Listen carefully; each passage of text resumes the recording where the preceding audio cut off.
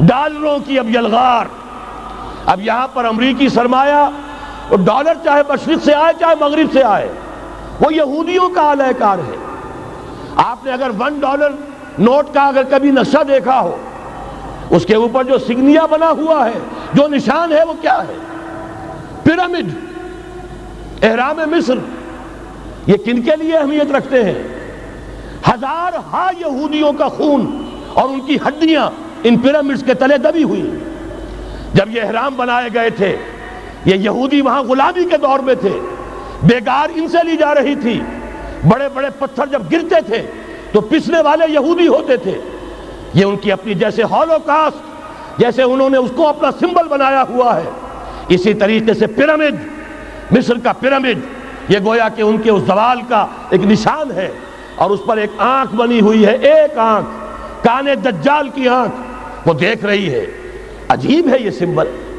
نیچے لکھا ہوا ہے نووس آرڈو سکلورم، اور یہ در حقیقت 1776 جو نیچے لکھا ہوا ہے وہ رومن حروف کے اندر، یہ 1776 ہے جو میں بتا چکا ہوں. آرڈر آف الومناٹی وساپ نے قائم کیا تھا.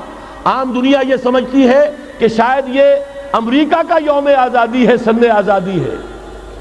1 مئی اس آرڈر آف الومناٹی کی تاسیس 1 مئی کو ہوئی ہے. یہ 1 مئی جو منایا جاتا ہے، دھوکہ یہ دیا گیا ہے کہ یہ شکاگو کے جو مزدور ہیں ان کی یادگار ہے. حقیقت میں یہ 1 مئی اور 1776 آرڈر آف دی الومناٹی کی تاسیس کی تاریخ ہے. ڈالر میرے اس دیش کو ناپاک نہ کرنا، اور میں تو انہیں داد دیتا ہوں. جو کچھ انہوں نے، شاعر کہتے ہیں اس کو جو صاحب شعور ہے، اس صاحب شعور نے جو مشاہدہ کیا ہے کہ ڈالر آئے گا تو کیا آئے گا ہمارے ہاں. میری تو فکر کے اندر رچ بس گیا ہے. پاکستان کے بارے میں جب کہا تھا، اے آندھیوں سنبھل کے چلو اس دیار میں، امید کے چراغ جلائے ہوئے ہیں ہم. ہماری امیدوں کے چراغ ہے یہ. اسلام کا گہوارہ بننے والی ملک ہے یہ. اس کو ہم نے قائم کیا تھا اسلام کے لیے. یہ آندھیاں نہ چلیں. اس ملک کو ہم نے اسلام کے چراغ جو ہے ہم نے اس میں روشن کیے ہوئے ہیں. اے آندھیوں سنبھل کے چلو اس دیار میں، امید کے چراغ جلائے ہوئے ہیں ہم. بہرحال یہ تیسرا سیلاب ہے، ننگی سرمایہ داری، جس کی پھر لعنتیں ہوتی ہیں. ایک طرف فقر، ایک طرف احتیاج، ایک طرف بھوک، ایک طرف دولت کے انبار. پہلے بھی ہمارے ہاں فرق کم نہیں ہے، لیکن اب جو ہوگا، اگر یہ بات پوری ہو گئی تو وہ ننگی سرمایہ داری. اور سرمایہ داری ہی در حقیقت یہود کا سب سے بڑا ہتھ کنڈا ہے. یہ بینکنگ کا نظام، یہ سارا کا سارا سودی نظام، یہ IMF، یہ ورلڈ بینک، یہی تو ان کے سب سے بڑے ادارے ہیں. تو واقعہ یہ ہے کہ 3 طرف سے ہم پر حملہ ہو رہا ہے. اور یہ سود کے بارے میں کیا کہا تھا اقبال نے؟ از ربا آخر چمی زائد فتن. اس سود کے ام الخبائث کے پیٹ سے سوائے فتنوں کے اور کیا برآمد ہو سکتا ہے؟ کس نہ داند لذت قرض حسن. کسی کو قرض حسنہ کی لذت یاد نہیں رہی. بغیر سود کے قرض دو.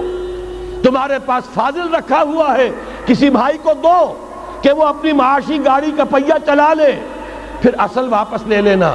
اگر اتنی ہمت نہیں ہے کہ ان تصدقوا فهو خیر لکم، صدقہ ہی کر دو تو سب سے اچھا ہے. دے ہی ڈالو اپنا فاضل سرمایہ. یسألونک ماذا ينفقون قل العفو. مت رکھو اپنے پاس، یہ گندگی ہے. لیکن اگر بڑے ہی کم ہمت ہو تو کم سے کم قرض حسنہ دو، اپنی اصل رقم واپس لینا. کس نہ داند لذت قرض حسن. از ربا جاں تیرا دل چوں خشت و سنگ. اس لیے کہ سود کے ذریعے سے انسان کے اندر تاریکی پھیل جاتی ہے. دل جو ہے اینٹ کے مانند، پتھر کے مانند سخت ہو جاتا ہے، کٹھور. ثم قست قلوبکم فہی کالحجارۃ او اشد قسوۃ. آدمی درندہ بے دندان و چنگ، اور انسان بغیر اس کے کہ بھیڑیوں والے دانت ہوں اور بھیڑیوں والے پنجے ہوں، بھیڑیا بن جاتا ہے. بہرحال اب کرنے کا کام کیا ہے اس کو سمجھیے. اس پوری صورتحال کا میں نے آپ کے سامنے نقشہ پیش کر دیا. ایک طرف مغرب سے نیو ورلڈ آرڈر، جو جیو ورلڈ آرڈر ہے، اس وقت کی سپریم پاور آن ارتھ، امریکہ کی سرپرستی میں بڑی تیزی کے ساتھ حملہ آور ہے. دوسری طرف وَمَكَرُوا وَمَكَرَ اللَّهُ وَاللَّهُ خَيْرُ الْمَاكِرِينَ۔ اللہ کو پامردی مومن پہ بھروسہ، ابلیس کو یورپ کی مشینوں کا سہارا۔